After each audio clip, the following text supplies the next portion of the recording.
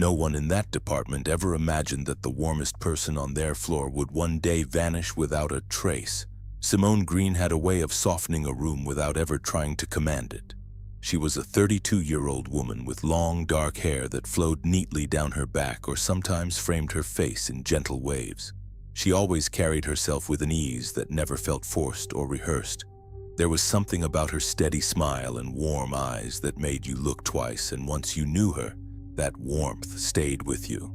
She laughed easily, not loud or attention-seeking, but genuine and full. She had the rare habit of truly listening when someone spoke, as if whatever you were saying mattered enough to hold carefully. The office sat on the third floor of a glass-paneled corporate building just outside the city, where the lobby always smelled faintly of industrial cleaner and the elevator music looped every 15 minutes. Inside, the department was arranged in clusters of cubicles, low-gray partitions forming small pods where teams could speak without fully isolating themselves from one another. Simone's desk had originally been positioned near the center aisle, a spot where nearly everyone passed by at some point during the day, whether they were heading to the break room or walking over to a supervisor's glass office. Because of that placement, she naturally became a familiar face to everyone, and became the person you'd stop by for a quick hello or a moment of light conversation between back-to-back tasks. Then there was Jack. Jack was 43 and carried himself with a kind of permanent awkwardness. His thin frame slightly stooped as though he were perpetually apologizing for taking up space. His wire-rimmed glasses were always sliding down the bridge of his nose, and he had a habit of pushing them back up with one finger while continuing whatever story he was telling. He laughed louder than most people in the department and tended to over-explain jokes, but there was nothing outwardly threatening about him. If anything, he came across as lonely more than anything else, a man who didn't quite understand the rhythm of social cues but still wanted to belong. When Simone first joined the department, Jack's desk had been positioned right beside hers, separated only by a low partition that made casual conversation almost inevitable. In the beginning, his attention felt harmless and even a little endearing, the way he would offer to grab her coffee in the mornings or ask if she needed help navigating internal systems. Occasionally, he would leave small items on her desk before she arrived, such as wrapped chocolates, a paperback novel he thought she might enjoy, and even a novelty pen shaped like a flamingo that bobbled when you wrote with it. Simone always thanked him with the same polite warmth she showed everyone else, careful not to encourage anything beyond friendly coworker interactions, but equally careful not to embarrass him.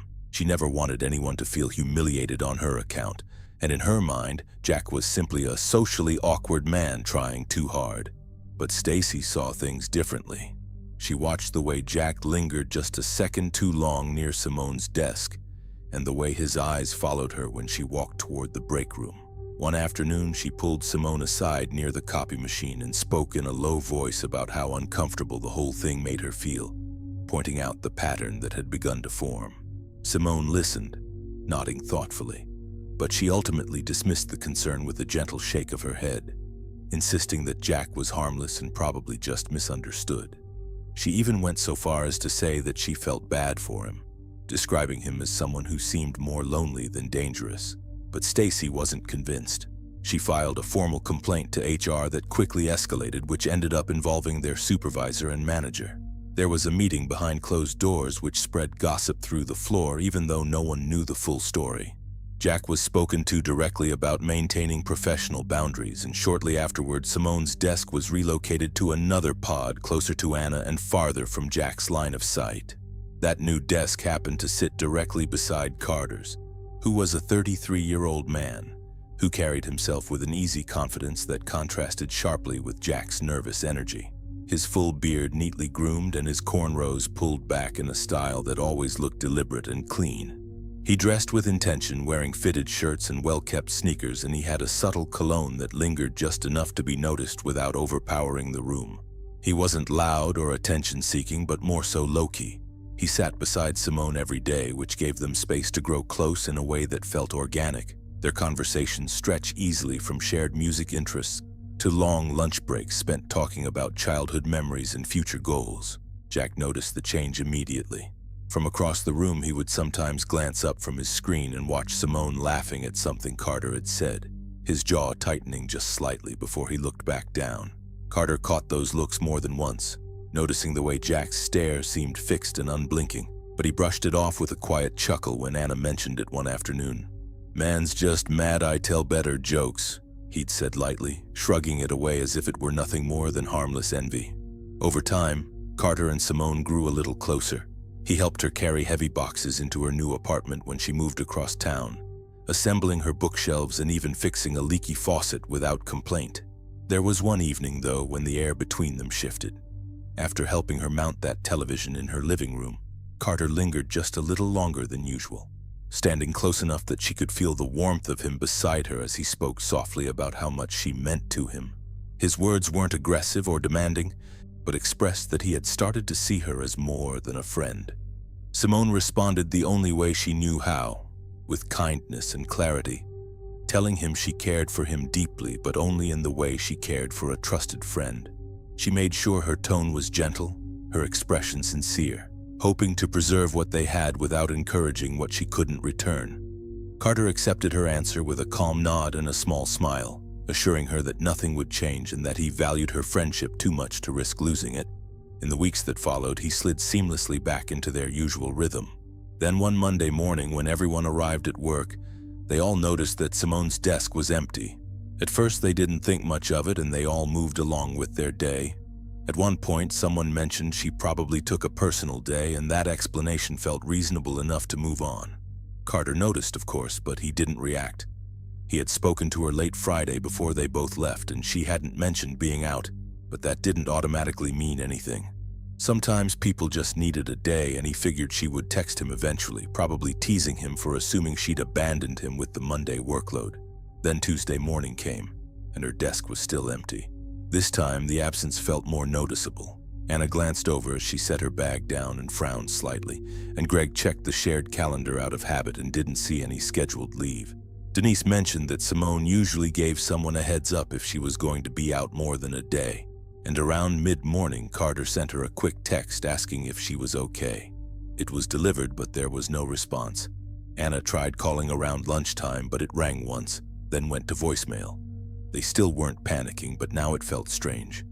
Outside of work, Wendy had already begun to worry. She had been planning to come into town that week specifically to see Simone, and they had talked about it several times the previous weekend. They were supposed to meet for dinner, catch up in person instead of over the phone like they usually did. When Simone didn't answer her Sunday night call, Wendy assumed she was tired. By Tuesday, when texts went unanswered and calls went straight to voicemail, Wendy felt something shift. That night, Wendy contacted Simone's mother. At first, her mother tried to stay calm, insisting that Simone might just be overwhelmed with work or dealing with something private. By Wednesday, the strangeness had grown heavier. 3 days without any message or returned call seems a little off. Carter called again during a break, stepping away from his desk so no one could hear the edge creeping into his voice. It went straight to voicemail. Anna sent a message too, something simple like asking her to check in. There was no read receipt, no typing bubble, nothing. Then on Thursday, the concern became harder to ignore and people stopped pretending it was normal. By then, everyone felt it. Her desk had started to look less temporary and more abandoned. On Friday morning, Wendy decided she would drive straight to Simone's job, hoping someone there knew something. Meanwhile, at the office, everyone got to work and noticed their supervisor was already standing at Simone's desk, and a uniformed security guard stood beside him. A small cardboard box sat open on her chair, and the supervisor was carefully placing items inside. At first, no one understood what they were looking at. Anna walked over and asked what was going on, with her voice carrying across the pod. A few others stood up from their desks, drawn in by the sight of Simone's belongings being packed away. Carter stayed seated for a second longer than everyone else, as his eyes fixed on the box before slowly standing. The supervisor straightened up and spoke in a matter-of-fact tone. Simone had been marked as a no-call, no-show for the entire week. Company policy allowed only a limited number of consecutive unreported absences. So since she had not contacted management and had not responded to outreach attempts from HR, she had been terminated effective immediately. The words landed heavily. The supervisor explained that HR had attempted to reach her listed contact, but hadn't received a response yet. The decision, he said, was procedural. As the supervisor continued packing Simone's things into the box under the watch of the security guard, Wendy arrived at the office, asking the security guard if she could speak with Simone. Anna noticed her at the door and brought her inside while introducing herself. When she reached the floor, she found a group of coworkers standing near Simone's desk, watching as their supervisor packed her belongings into a cardboard box with a security guard standing nearby. Within minutes, Wendy learned everything about how Simone hadn't shown up all week, how her calls went unanswered, and how management had marked her as a no-call, no-show. Then she heard the part that made her realize the seriousness of the matter. Simone had been terminated that morning. Wendy stared at the half-packed box, at the framed photo and the small plant being removed from the desk, and something inside her told her this wasn't someone quitting or walking away from responsibility. Simone wouldn't disappear without telling her, or ignore her mother. She wouldn't let 5 days pass in silence. Wendy stepped away and called Simone's mother immediately. This time, there was no attempt to stay calm. When Simone's mother heard that her daughter had been fired for not showing up or contacting anyone, the fear fully took over. That wasn't her daughter's behavior. Within hours, she went to the local police station and filed a missing person report. When it became clear that Jack had also failed to report to work the same week Simone disappeared, the situation shifted from concerning to suspicious. Officers attempted to contact him through his listed phone number, but it went unanswered. They visited his apartment and found it partially packed, with several personal items missing and no clear explanation for his absence. Neighbors reported not seeing him in days, and management confirmed that he had not requested any time off either. Within a short period of time, Jack's name began circulating internally among the department as the likely suspect. Stacy openly admitted to detectives that she had once reported him for making Simone uncomfortable, and that detail alone seemed to carry significant weight. Other co-workers recalled how he used to linger near her desk before the seating change, and how he occasionally stared across the room after she began sitting beside Carter. Even small behaviors that once felt harmless were now reinterpreted as warning signs. Carter appeared frustrated but focused. He told officers that he had noticed Jack staring at him from across the room on multiple occasions after Simone's desk was moved, and that while he had laughed it off at the time, the behavior now felt unsettling in hindsight. He explained that he had brushed it aside because he never believed Jack would escalate beyond awkwardness. But with Simone missing, those memories carried a different weight. Detectives listened closely, adding those details to their growing file. Search efforts expanded quickly. Flyers with Simone's photo were distributed throughout the area, and her car was examined thoroughly after being located in the same cafe parking lot where she had last been seen the previous week. Surveillance footage showed her entering the cafe, but there was no clear recording of her leaving in any obvious distress. Detectives combed through nearby camera systems, tracing movements in the area and checking for any sign of Jack's vehicle. At the same time, they attempted to track Jack's financial activity, but there were no recent transactions that pointed clearly to a location. Back at the office, the atmosphere grew tense and quiet. Simone's desk had been cleared, but the empty space where it once stood felt louder than before, like a constant reminder that something was unresolved. Conversations that once flowed easily now ended quickly whenever someone mentioned her name. Anna and Wendy spoke often, comparing notes about anything that might seem unusual in retrospect, while Simone's mother stayed in close contact with the assigned detective. Days turned into weeks. Jack remained missing, and that absence only deepened suspicion around him. The department gradually accepted the possibility that he had taken Simone and fled, because it was the only explanation that seemed to fit the visible facts. Carter continued cooperating fully with investigators, occasionally checking in with Wendy to offer support and attending one of the organized search efforts over the weekend. As time passed, the focus narrowed. The story most people believed had already taken shape was a jealous coworker, a quiet fixation, and a sudden disappearance that no longer felt random. While detectives continued working through evidence carefully and methodically, nearly everyone in Simone's department had already settled on the same conclusion. Jack had taken her and they just needed to find them. Then somewhere off in the distance, Simone woke up slowly, the way people do when they are coming out of a deep and unnatural sleep. Her thoughts heavy and her body slow to respond to what her mind was trying to process. At first, she didn't open her eyes because the surface beneath her felt unfamiliar, firmer than her mattress at home, and slightly colder against her skin. There was no sound of traffic outside, no hum of an air conditioner, no distant voices drifting through thin apartment walls. The silence was complete and unnatural. When she finally opened her eyes, she saw a ceiling that wasn't hers. It was low and unfinished in parts, painted a dull, neutral color that reflected very little light. A single overhead fixture cast a dim glow across the room, not bright enough to feel welcoming, but strong enough to remove any illusion that she was dreaming. She sat up slowly, her head throbbing as she tried to remember how she had gotten there, but the last clear memory she could reach was walking out for dinner Friday night. The room itself looked disturbingly intentional. It wasn't a dungeon, and it wasn't chaotic. It had been arranged carefully, almost thoughtfully. There was a bed pushed against one wall with clean sheets and a folded blanket at the foot. A small dresser stood nearby with empty drawers. On the opposite side of the room, there was a sectioned-off space that functioned as a bathroom, complete with a working toilet, a small sink, and a basic shower stall separated by a curtain. A narrow table sat against another wall, holding a pitcher of water and a single empty glass. She stumbled toward what she thought was the exit, but her hands met cold metal bars instead of a solid wall.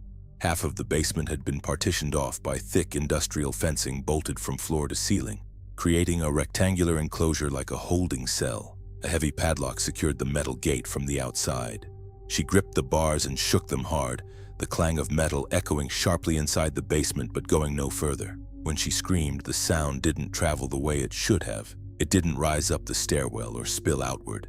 It felt absorbed, swallowed by the insulated walls lining the larger basement beyond her cage. The realization came slowly and heavily that wherever she was, it had been built to contain her. Hours passed before she heard footsteps above. They were deliberate and steady, moving across the floor overhead before a door opened near the top of the stairs. Simone backed away from the cage instinctively as someone descended. The outer basement door opened first, then she heard the scrape of the padlock being handled. A man came down the stairs and stepped into the open half of the basement. He was covered completely with dark clothing from head to toe, gloves on his hands, a mask concealing his face, and a hood pulled low. No visible skin, no defining features. He carried a tray with food, and he moved with quiet precision. He didn't step inside the cage immediately. Instead, he unlocked it, opened the metal gate just enough to enter, and walked in without rushing. Simone spoke immediately, her words spilling out in panic as she demanded answers like where she was, why she was there, what he wanted.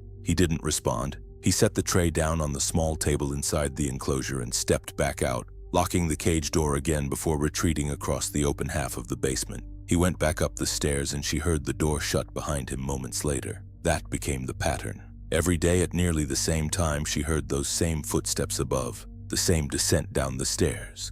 He brought food that was balanced and warm, bottled water, sometimes fruit. He moved calmly, methodically, as if following a schedule he had rehearsed. The larger basement remained untouched. It was dim and mostly empty except for a few tools and scattered items. The enclosure itself stayed orderly. Sheets were replaced when she pushed them toward the gate. Trash was removed. The small bathroom partition inside the cage functioned properly, and fresh towels appeared when needed. After the first week, a new box was placed inside the enclosure near the dresser. Feminine hygiene products that were sealed and brand new, and it was enough to last for weeks. She stared at them for a long time before touching them, her chest tightening at the implication. Whoever had constructed this cage had prepared for her to remain there for an extended time. Days blurred together. She tracked time by meals and by the faint shifts in her own exhaustion. She paced the perimeter of the metal fencing daily to keep her muscles from weakening, counting her steps along the concrete floor. She studied the man carefully whenever he entered, down to his posture, the angle of his shoulders, the way he kept his face slightly downward to avoid direct identification. He never removed his gloves, never exposed his wrists, even his shoes were plain. She screamed less as the weeks passed, but not from surrender, but from understanding. The insulated walls and the separation of the cage ensured her voice would not carry beyond that basement. So instead, she observed, memorized, and waited. She spoke to herself quietly just to keep her mind active, replayed old conversations, imagined Wendy's laughter and her mother's voice. Then one night, something changed. Simone had finally drifted into a restless sleep after hours of staring at the ceiling, her body exhausted but her mind unwilling to fully relax. At some point in the darkness, she felt something shift in the air around her, a subtle change that pulled her out of sleep before she understood why. Her eyes opened slowly, adjusting to the dim overhead light that was never fully turned off. He was standing over her. For a second, she couldn't move. Her body froze in pure instinct, her breath catching painfully in her throat as her eyes focused on the dark shape looming beside the bed. The man stood just inches away, his head tilted slightly downward, his covered face angled toward her as if he had been watching her sleep. The room was so quiet that she could hear the faint sound of his breathing through the mask. Fear hit her all at once. Her heart began pounding so hard she thought it might give her away, and every muscle in her body felt locked in place. She didn't know how long he had been standing there or what he had been doing before she woke up. "Please," she whispered, her voice barely audible, unsure whether she was begging for answers or for him to step back. He didn't respond. He didn't speak, didn't move immediately, didn't offer any explanation for why he was there in the middle of the night instead of at the usual time. Finally, he stepped back. He turned without a word and walked toward the door, unlocking it from the inside before exiting and locking it again behind him.